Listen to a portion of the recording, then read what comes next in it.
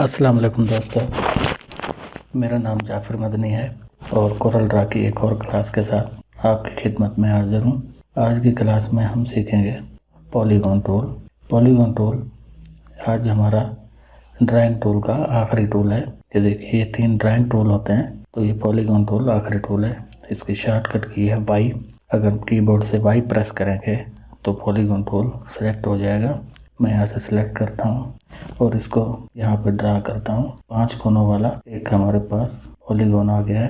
आप इसके ये कॉर्नर यहाँ से बढ़ा भी सकते हैं। देखिए 7, 8, 9, 10 ये अभी चेंज हो गया है, कम भी कर सकते हैं। 5 पॉलीगॉन 5 का होता है। शिफ्ट F2 प्रेस करता हूँ मैं। अगर आप कम करेंगे तो ये अभी 4 में हो गया, ये एक रेक्टेंगल की तरह हो गया है। और अगर 3 करेंगे तो ये ट्राइंगल बन गया है। 3 के बाद ये कम नहीं हो रहा है, तो नहीं 2 पे नहीं जा रहा है, क्योंकि 2 कॉर्नर एक लाइन के होते हैं, ट्राइंगल के या पॉलीगॉन के नहीं। मैं इसको बढ़ाता हूँ 5 में। अब मैं क्या करता हूँ, इसको कलर फिल कर देता हूँ।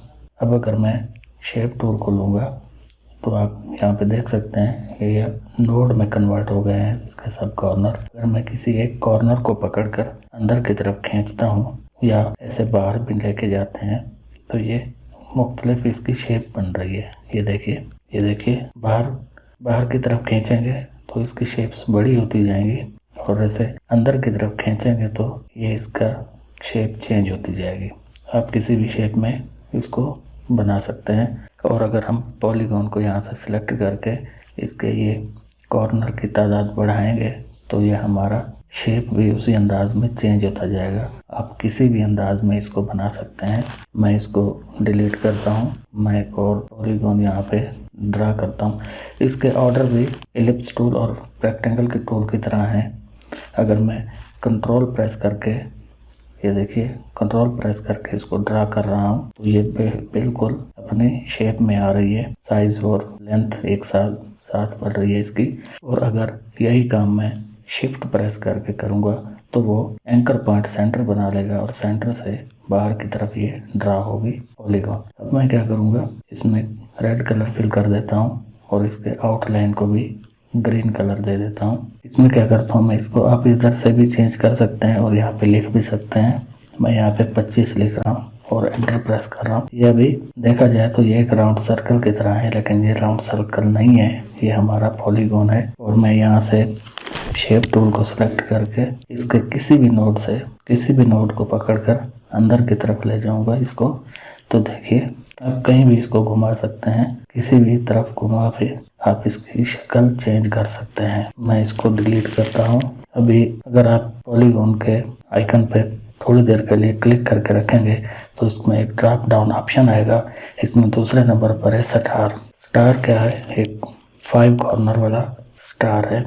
इसको भी आप कहीं भी इस्तेमाल कर सकते हैं। इसके ऑर्डर भी वही रहेंगे। कंट्रोल के साथ प्रेस करेंगे तो एक हमारा स्टार बनेगा। शिफ्ट के साथ अगर प्रेस करेंगे तो ये हमारा एंकर पॉइंट सेंटर में बना लेगा। मैं इनको डिलीट करता हूँ। स्टार के बाद है स्पाइरल। स्टार में भी आप इसके कॉर्नर चेंज कर सकते हैं। यहाँ पे ये है स्टार और इसके आगे है कम्प्लेक्स स्टार। कम्प्लेक्स स्टार में जैसे हम ड्रा करेंगे तो ये स्टार के अंदर भी स्टार बना हुआ है, ये ठीक है। और यहाँ से हम इसको सिलेक्ट करते हैं स्टार को, और हम अगर इसकी कॉर्नर तब्दील करते हैं, मैं फ़र्ज़ करो 20 करता हूँ तो ये देखिए इसके ये कॉर्नर 20 हो गए। यही काम आप इधर इसकी शार्पनेस 0 करेंगे तो ये बिल्कुल ज़िगज़ैग की तरह बना देगा। और अगर हम इसकी शार्पनेस 50 पे करेंगे तो ये हमारा 20 कोनों वाला स्टार बन जाएगा। आगे उसकी यही आउटलाइन को थिक और थिन करने का है। आप किसी भी साइज में इसको दे सकते हैं और यहाँ से आप इसको चेंज कर सकते हैं किसी भी स्टाइल में। स्टार के बाद है स्पाइरल की शॉर्टकट की ए है। अंग्रेजी में कीबोर्ड से अगर हम ए प्रेस करेंगे तो स्पाइरल सिलेक्ट होगा। मैं इसको डिलीट कर देता हूँ।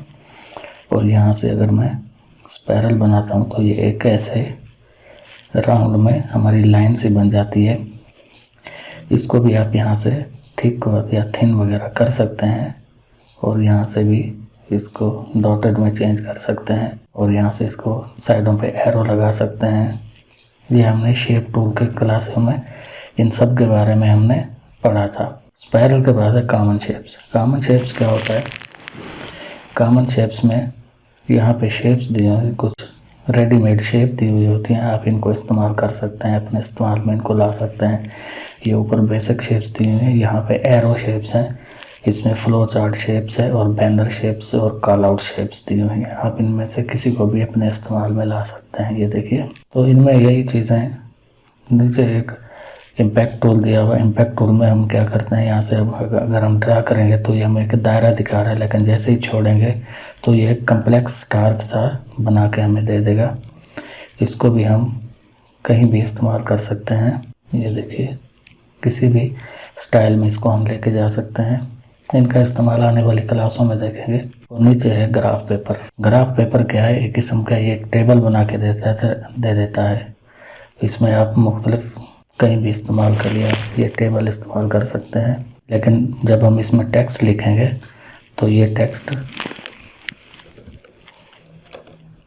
ये देखिए, ये टेक्स्ट इसके टेबल में नहीं आ रहा, टेक्स्ट इसके ऊपर आ रहा है।